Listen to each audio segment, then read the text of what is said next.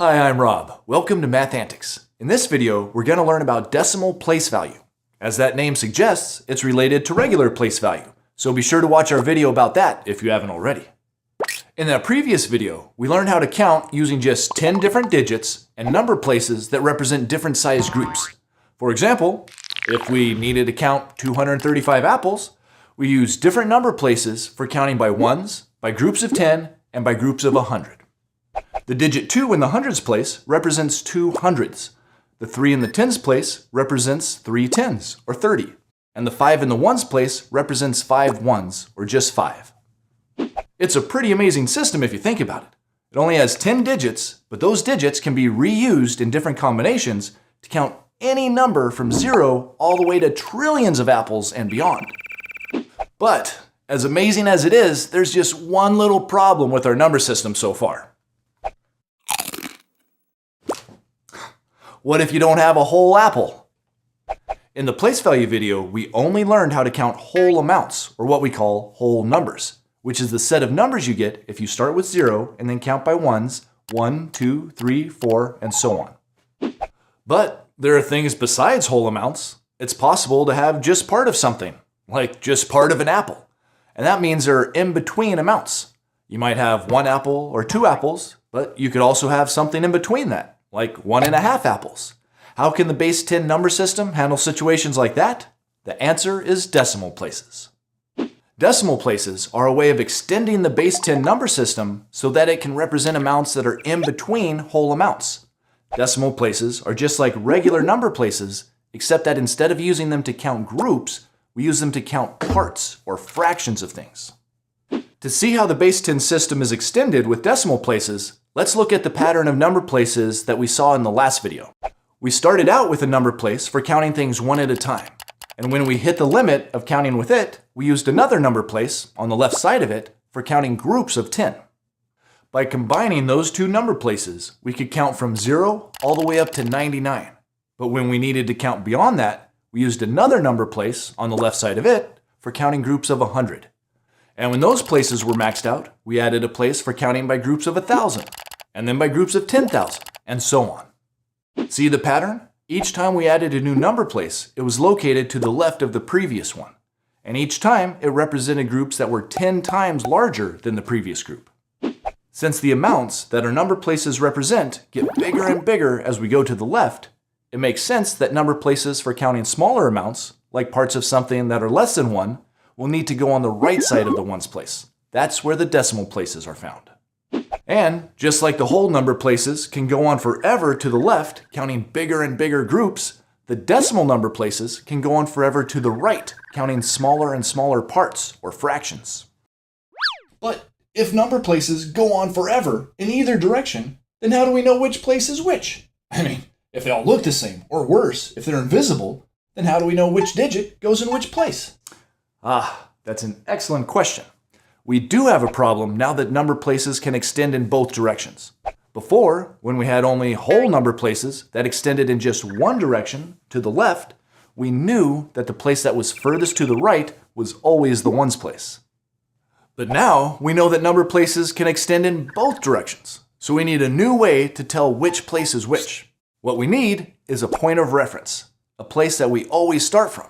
And for that, we use a special symbol called the decimal point, which in the United States looks just like a period.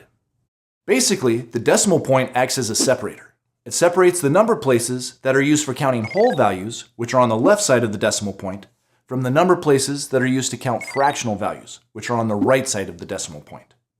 And that's why you don't see a decimal point in every number. If there's no decimal digits in a number, like in the whole number 25, then you don't need to show the decimal point. It's safe to assume that the digit farthest to the right is in the ones place. Of course, you could still show the decimal point if you wanted to, since it's always immediately to the right of the ones place. But if there's no decimal digits, then we don't need to separate them from the whole number digits.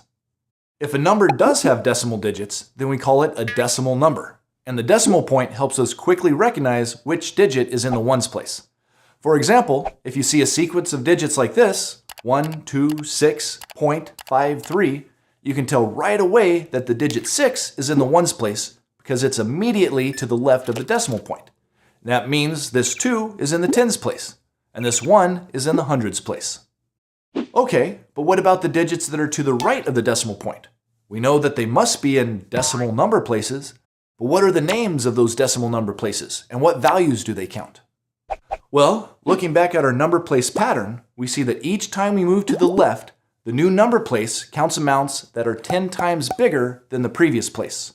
So, each time we move to the right, that place should count amounts that are 10 times smaller than the previous place. Since the ones place counts by ones, the number place to the right of it should count by amounts that are 10 times smaller than 1. The amount that's 10 times smaller than 1 is called a tenth. It's the amount you get if you take one whole, like one whole apple, and divide it into 10 equal parts, keeping just one of them. 1/10 is what we call a fraction, and fractions are written using a special notation that has two numbers with a line between them.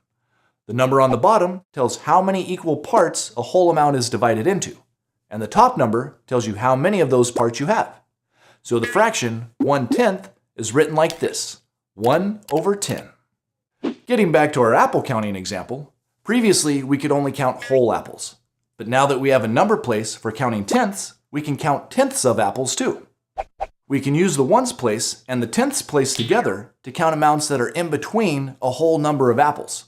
To see how it works, let's start our counting with one whole apple and no tenths.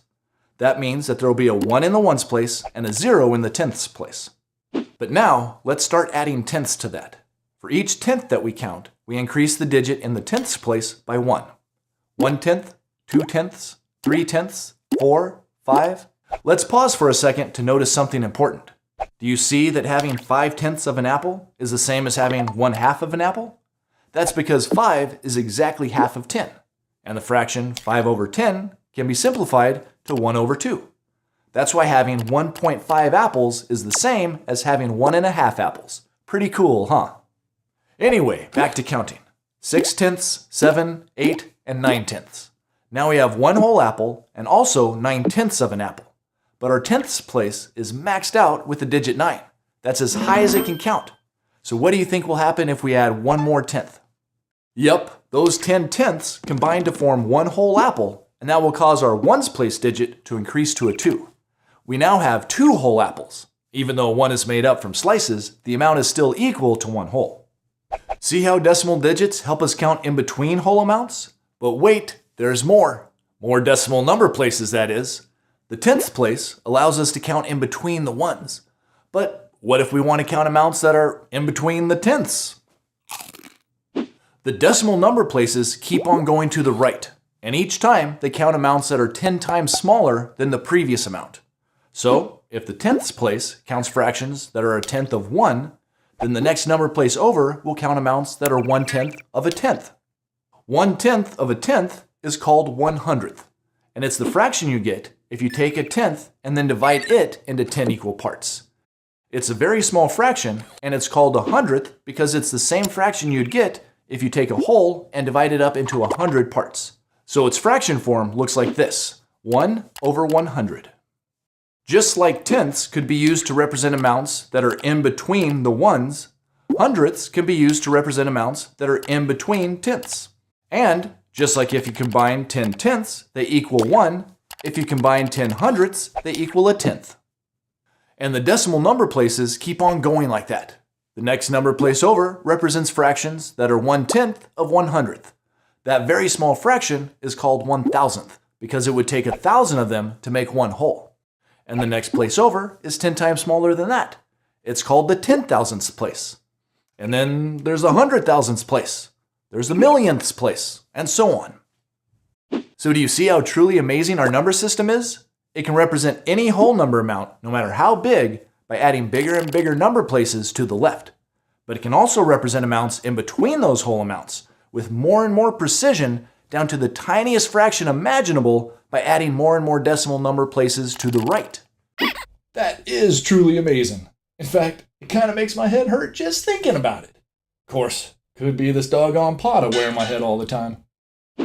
Okay, so now that you know how decimal places work, let's talk briefly about how we can show their place value and how we can write decimal numbers in expanded form. A digit's value is determined by the place that it's in.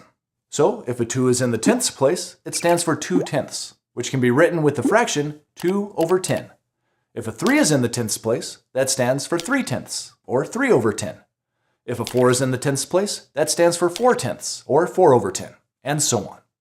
And just like a 2 in the tenths place stands for the place value 2/10, a 2 in the hundredths place stands for the place value 2/100, and a 2 in the thousandths place stands for the place value 2/1000. Knowing that will help us write decimal numbers in expanded form, like the one we saw earlier, 126.53. The expanded form of the whole number part is easy. We learned how to do that in the last video. 126 is 100 plus 20 plus 6. But now we need to add the fractions represented by the decimal digits too. Since there's a 5 in the tenths place, that stands for 5/10. So we need to add the fraction 5 over 10 to our expanded form. But we also have the digit 3 in the hundredths place, which stands for 3/100.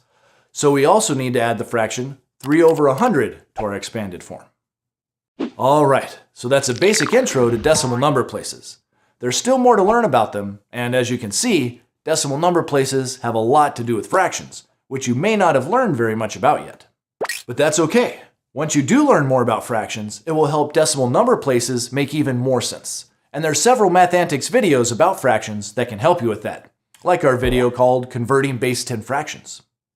The main thing is you now know how the base 10 number system works, which is really important since it's used all the time in math.